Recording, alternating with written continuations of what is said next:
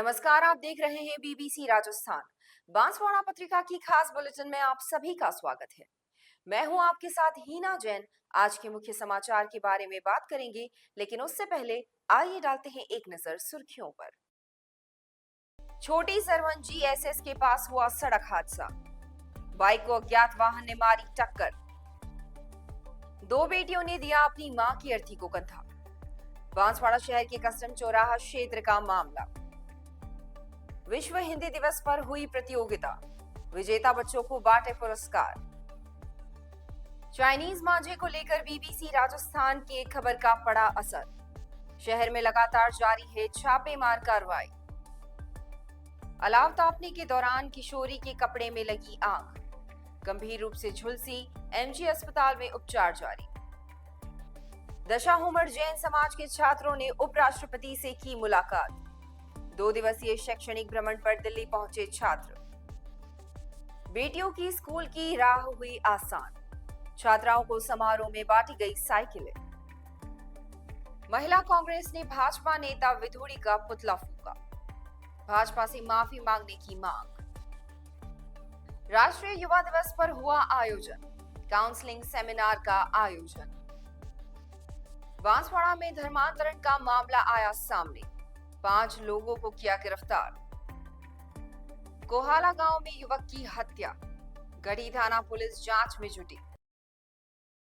ये थी आज की मुख्य सुर्खियां। आइए अब देखते हैं आज की मुख्य खबरें विस्तार से। बांसवाड़ा जिले के छोटी सरवन में जीएसएस के पास एक बाइक सवार को अज्ञात वाहन ने टक्कर मार दी। हादसे में युवक को गंभीर चोट लगी है। जानकारी के अनुसार घोड़ी तेजपुर निवासी विजय पुत्र दीवान बाइक लेकर शाम को घर की ओर जा रहा था। रास्ते में छोटी सरवन जीएसएस के पास अज्ञात वाहन ने उसे टक्कर मार दी। आसपास के लोगों ने उसे उठाया और निकट के छोटी सरवन अस्पताल ले गए, जहां प्राथमिक उपचार के बाद उसे महात्मा गांधी चिकित्सालय में रेफर कर दिया गया। घायल विजय को एमजी अस्पताल में भर्ती कर लिया गया और उपचार अभी जारी है।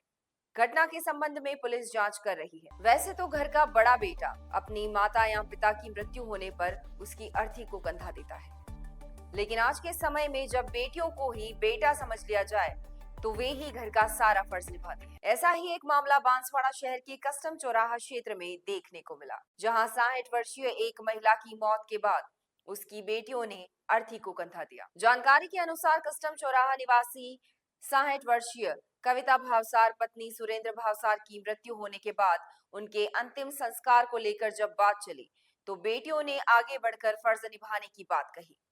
दरअसल कविता भावसार के कोई पुत्र नहीं है। ऐसे में दोनों बेटियों प्रीति व नेहा भावसार ने अपनी दिवंगत मां की अर्थी को कंधा दिया और कागदी पिकअप शमशान घाट तक लेकर गए। वहां अंतिम संस्कार के दौरान अग्नि की रस्म उनकी बेटी प्रीति के पुत्र प्रज्ञान ने पूरी की। आपको बता दें कि 2 साल पहले दोनों बेटियों के पिता की भी मृत्यु हो चुकी थी और उनकी अर्थी को भी इन्हीं दोनों बेटियों ने कंधा दिया था।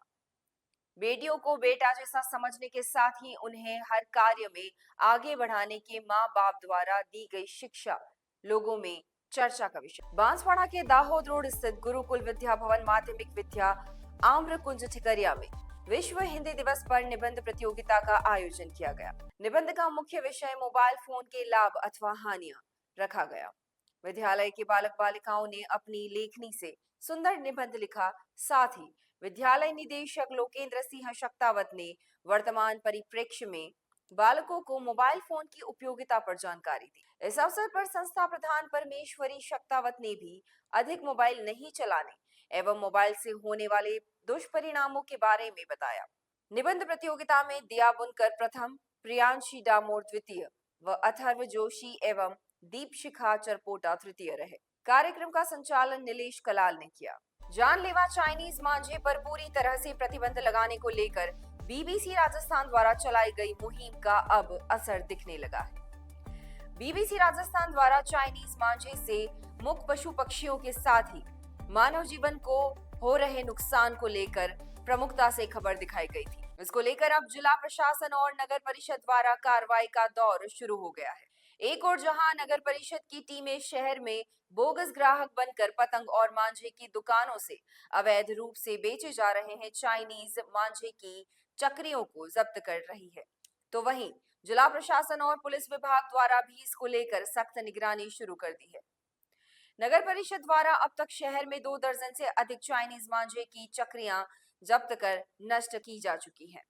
वहीं लगातार पतंग बेचने वालों की दुकान पर जांच की जा रही है और चाइनीज मांझा जब्त किया जा रहा है। दूसरी ओर पुलिस अधीक्षक और जिला कलेक्टर ने भी इस संबंध में कार्रवाई के सख्त निर्देश जारी कर दिए हैं।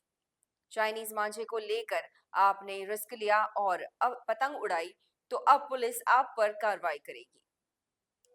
इसके बाद आपकी मकर संक्रांति जेल में बीत सकती है। यदि आप ऐसा नहीं चाहते हो तो चाइनीज मांझे से दूरी बनाओ और अपने आसपास वालों को भी समझा दो। इसकी अपील पुलिस की ओर से भी की गई है। कलेक्टर के बाद एसपी ने भी चाइनीज मांझा पूरी तरह प्रतिबंधित कर दिया है। मुक्त पशु पक्षियों व मानव जीवन को बचाने की मुहिम के तहत पुलिस ने शहर में ड्रोन यूनिट तैनात कर दी, जो कि शहर के घनी आबादी के साथ ही बाहरी हिस्से में निगरानी रखेगी। यदि टीम को पता चलता है कि कहीं पर चाइनीज मांझे का उपयोग किया जा रहा है तो खैर नहीं। यही नहीं, पुलिस को यदि किसी ने इत्तला दी तो भी पुलिस तुरंत हरकत में आएगी। इसके बाद जांच कर आरोपी के खिलाफ कार्रवाई की जाएगी। यही नहीं, पुलिस ने बांसवाड़ा शहर में 1 दर्जन से अधिक मुखबिरों को भी एक्टिव कर दिया है।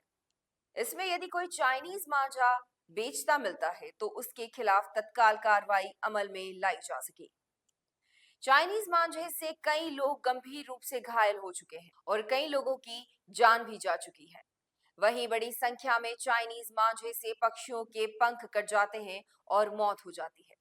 बीते दिनों एक स्वयंसेवी संगठन ने इसको लेकर परिवाद भी दिया था। इसके बाद कलेक्टर और एसपी ने संयुक्त रूप से कार्रवाई के आदेश दिए। समूचे जिले में चाइनीज मांझा बेचने और इससे पतंग उड़ाने पर प्रतिबंध है। इस संबंध में जिले के दोनों आला अधिकारियों ने कार्रवाई के आदेश जारी किए हैं। ऐसे में शहर में कार्रवाई के लिए आज से ही ड्रोन यूनिट तैनात कर दी गई। इससे पूरे शहर में विशेष निगरानी रखी जा रही है।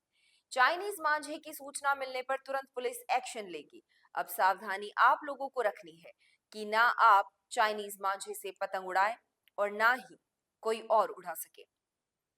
वहीं चोरी छुपे चाइनीज मांझा बेचने वाले दुकानदारों को भी अपने ईमान को जगाना होगा और चाइनीज मांझा बेचने से परहेज करना होगा, वरना उनकी भी मकर संक्रांति जेल में गुजरेगी।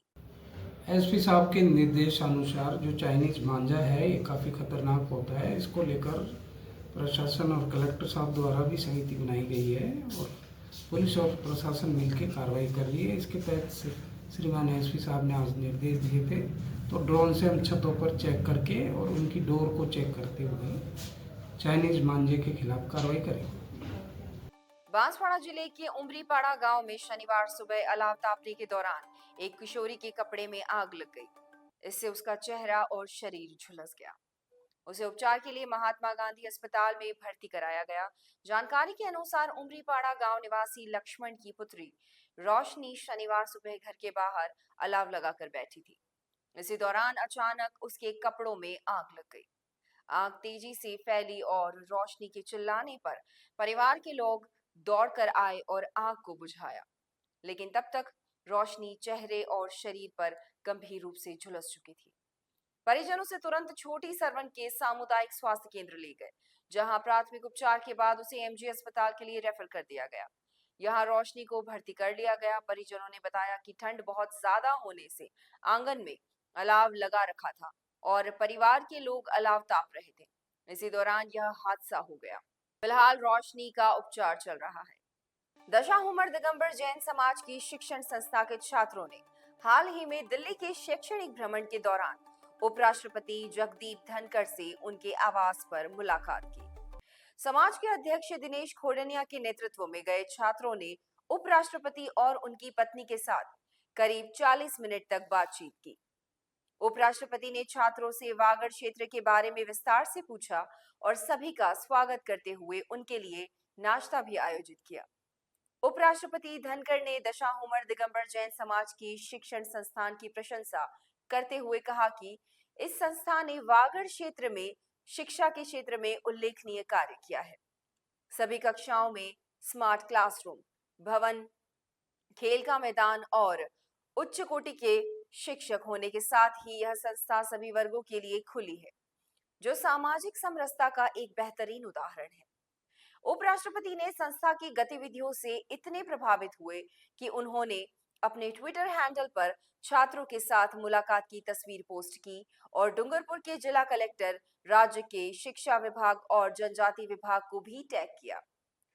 शैक्षणिक भ्रमण के दौरान छात्रों को राष्ट्रपति भवन, राष्ट्रपति संग्रहालय, उपराष्ट्रपति सचिवालय, प्रधानमंत्री संग्रहालय, रेल म्यूजियम, युद्ध संग्रहालय, कुतुब मीनार, लोटस टेम्पल, बिरला मंदिर, इंडिया गेट, संसद भवन, अक्षरधाम मंदिर और इंदिरा गांधी शहीद स्थली जैसे महत्वपूर्ण स्थलों का भ्रमण कराया गया।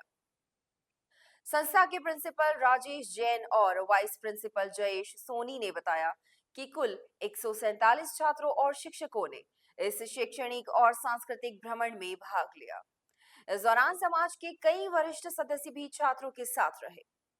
प्रतापपुर क्षेत्र के राजकीय उच्च माध्यमिक विद्यालय रोहिड़ा में साइकिल वितरण समारोह आयोजित किया गया। इस कार्यक्रम में संस्था प्रधान मनोज त्रिवेदी ने अध्यक्षता की। मुख्य अतिथि सरपंच नर्मदा देवी डिंडोर थी। विशिष्ट अतिथि उप सरपंच विनोद उपाध्याय, कचरू पाटीदार व विठला गारी थे। सहायक प्रशासनिक अधिकारी अरविंद भट्ट ने बताया कि संस्था प्रधान द्वारा अतिथियों का स्वागत किया गया। बालिकाओं ने सरस्वती वंदना की। इस दौरान निःशुल्क साइकिल प्रभारी वसुदामा ने 19 साइकिल वितरण की जानकारी दी। अतिथियों द्वारा एक एक कर सभी छात्राओं को साइकिल वितरण की गई। इस अवसर पर लक्ष्मण लाल बुनकर, नरेश गोदा, जगजीत यादव, संजय कुमार, विनोद कुमार पाटीदार सहित बड़ी संख्या में ग्रामीण उपस्थित थे। संचालन जयेश पाटीदार ने किया व आभार प्रथम सहायक कमलेश कलाल ने माना। भाजपा नेता रमेश विधुड़ी द्वारा कांग्रेस सांसद प्रियंका गांधी के खिलाफ की गई टिप्पणी के विरोध में डूंगरपुर महिला कांग्रेस द्वारा डूंगरपुर जिला कलेक्ट्रेट पर शनिवार को प्रदर्शन किया। इस दौरान महिला कांग्रेस की कार्यकर्ताओं ने भाजपा नेता विधुड़ी का पुतला फूंकते हुए जमकर नारेबाजी की। महिला कांग्रेस की विधि कोऑर्डिनेटर निमिषा भगोरा ने कहा कि भाजपा नेता विधुड़ी द्वारा प्रियंका गांधी के खिलाफ की गई टिप्पणी ने महिलाओं की गरिमा को ठेस पहुंचाया है। उन्होंने कहा कि यह टिप्पणी भाजपा की महिला विरोधी सोच को दर्शाती है। महिला कांग्रेस ने राष्ट्रपति के नाम ज्ञापन सौंपकर भाजपा नेता विधुड़ी के खिलाफ कार्रवाई की मांग की। उन्होंने कहा कि भाजपा नेता विधुड़ी को अपनी टिप्पणी के लिए माफी मांगनी चाहिए और उनके खिलाफ कार्रवाई की जानी चाहिए। प्रदर्शन में महिला कांग्रेस की कार्यकर्ता शामिल हुई और उन्होंने भाजपा नेता विधुड़ी के खिलाफ नारेबाजी की। उन्होंने कहा कि महिलाओं के सम्मान और गरिमा की रक्षा के लिए उन्हें एकजुट होना पड़ेगा और भाजपा नेता विधुड़ी जैसे लोगों के खिलाफ आवाज उठानी चाहिए। भाजपा के नेता रमेश विधुड़ी जी हमारे सम्मानीय प्रियंका गांधी जी के लिए जो उन्होंने टिप्पणी की है उसका महिला कांग्रेस पुरजोर विरोध करती है। ये इनकी सोच प्रकट करती है, उनकी मानसिकता प्रकट करती है और ऐसी इनकी सोच और ऐसी मानसिकता महिला कांग्रेस कभी भी बर्दाश्त नहीं करेगी कि दिल्ली की जो जनता है कालका जी की, वहाँ पे माँ बहन बेटियां रहती है, क्या वो ऐसे जनप्रतिनिधि को चुनेगी? बिल्कुल नहीं चुनेगी। भाजपा ने तो गलती की है उनको टिकट देके, लेकिन कालका जी की महिलाएं माताएं ये बर्दाश्त नहीं करेगी और आने वाले विधानसभा में मुख्य बल गिरेंगे रमेश विधुड़ी जी।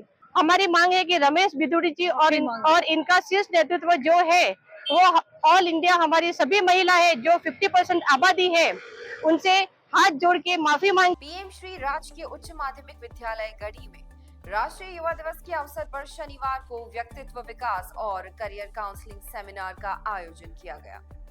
इस कार्यक्रम में मुख्य अतिथि के रूप में इंडिया बुक ऑफ रिकॉर्ड्स में प्रमाणित माइंड ट्रेनर और मोटिवेशनल स्पीकर हर्षद पंड्या उपस्थित रहे। कार्यक्रम की अध्यक्षता उप प्राचार्य प्रकाश पाटीदार ने की, जबकि कमल शर्मा विशिष्ट अतिथि के रूप में उपस्थित रहे। हर्षद पंड्या ने सेमिनार में विद्यार्थियों को शारीरिक और मानसिक क्रियाकलापों के माध्यम से सकारात्मक सोच के विकास और ध्यान में सुधार पर मार्गदर्शन प्रदान किया। इसके अलावा कमल शर्मा ने विद्यार्थियों को विभिन्न क्षेत्रों में करियर चुनाव के बारे में जानकारी प्रदान की। रौनक उपाध्याय ने कार्यक्रम का संचालन किया, जबकि हेमंत शाह ने धन्यवाद ज्ञापन किया। सेमिनार में स्कूल के सभी शिक्षक और शिक्षिकाएं उपस्थित रहे। बांसवाड़ा जिले के गढ़ी थाना क्षेत्र के प्रतापपुर संतपुरा गांव में धर्मांतरण करने की कोशिश का मामला सामने आया है। विश्व हिंदू परिषद और बजरंग दल के कार्यकर्ताओं को इस बात की सूचना मिली थी, जिसके बाद वे मौके पर पहुंचे। उन्होंने कुछ संदिग्ध व्यक्तियों को पकड़कर गढ़ी थाने ले जाकर पुलिस को सौंप दिया। इस मामले में गांव के लांबी डूंगरी निवासी मोटा भाई उर्फ शंकर पुत्र लवजी ने एक लिखित रिपोर्ट दर्ज कराई है। पुलिस ने बताया कि मौके से सज्जनगढ़ के इटाला गांव के तोल सिंह पुत्र ज्योति गरासिया, सुरेश पुत्र पीतर, पप्पू पुत्र हुरमाल, राजेश पुत्र बादरा गरासिया, मकन सिंह पुत्र कमजी गरासिया को गिरफ्तार किया और उपखंड मजिस्ट्रेट के सामने पेश किया। पुलिस इन सभी आरोपियों से पूछताछ कर रही है।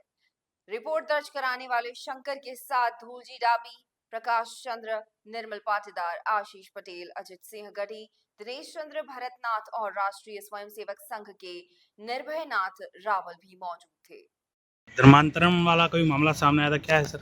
आज प्रतापपुर नगर में संतपुरा मोहल्ला, जो हमारा आदिवासी क्षेत्र का मोहल्ला है, उस मोहल्ले से ही किसी व्यक्ति का फ़ोन आया था और हम लोग वहाँ जब गए तो एक आदिवासी परिवार के घर पर 4-5 लोग आए हुए थे। उसमें 2-3 पादरी थे और 2-3 क्रिश्चियन थे। वो लोग आए हुए और वहाँ पर आकर उन्होंने पूजा पाठ की पद्धति से उनका कोई यीशु मसीह का कर रहे थे। जब हम लोग पहुँचे तो उनको पूछा क्या कर रहे हो, तो हम प्रार्थना कर रहे हैं। और फिर उस प्रार्थना के चक्कर में धीरे धीरे उस लोगों को धर्मांतरण के रूप में वो काम कर रहे थे और हमने उनको रोका। तो उनके परिवार के लोगों का भी इतना माइंड वॉश कर रखा था कि वो परिवार वाले लोग भी कह रहे थे कि हमको इन्होंने 4 लाख रुपए दिए, हमें दवाई के पैसे देते हैं और ये हम किसी भी धर्म को माने, आप लोग कौन होते हो हमारे घर पर रोकने वाले। ऐसा बहुधा बातें की। और फिर हम उनके समाज के कुछ लोगों को, ये मोटा भाई हैं, मामू सरपंच साहब है, उन लोगों को बुलाया। और तो उन लोगों ने भी कहा कि ये लोग हमारे यहाँ पर अक्सर आते रहते हैं और उन्होंने पहले भी उन लोगों को धमकाया है, लेकिन फिर भी वो नहीं माने और आज फिर आए। और हम लोगों ने प्रशासन को सहयोग लेते हुए उनको थाने में ला कर अभी बिठाया है और हम चाह रहे हैं कि प्रशासन से कि इन पर धर्मांतरण के रूप में ऐसी कोई कड़ी से कड़ी कार्रवाई करे और इन पर जो भी सख्त से कार्रवाई हो उसी कार्रवाई चाहते हैं। बांसवाड़ा जिले के गढ़ी थाना क्षेत्र के कोहाला गांव में एक युवक की हत्या का मामला सामने आया है। पुलिस ने इस मामले को दर्ज कर जांच शुरू कर दी है।